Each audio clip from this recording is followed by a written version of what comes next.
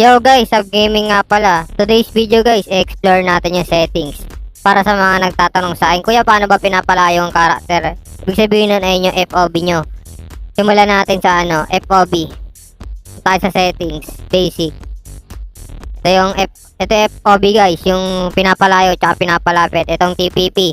Kapag binaba mo yan ng sobrang baba, lalapit yan. Sobrang lapit, di ba? Pero pag tinaas mo yan, lalayo yung karakter mo. Yun. Ayun yung FOV guys.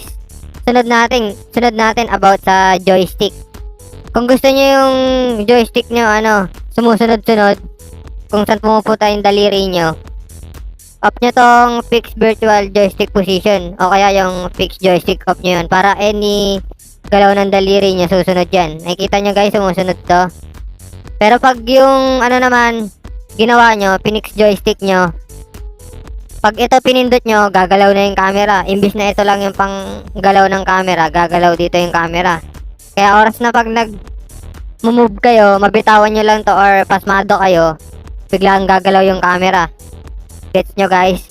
Pero ang gusto nyo naman nandito lang yung joystick, pero pag pinindot nyo to, gagalaw din yung joystick. Ito yun guys. Fixed virtual. Syempre off nyo muna yung fixed joystick. Ayan yung fixed virtual joystick display position. Ayan, kita nyo? Pinipindot ko dito, pero joystick yung gumagalaw. Hindi kagaya ng fixed joystick lang, camera yung gagalaw dito.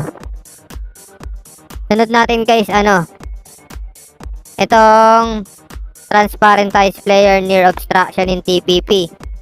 Ayun yung pag naka-on yan, para ang magka-camouflage or nagiging transparent ka.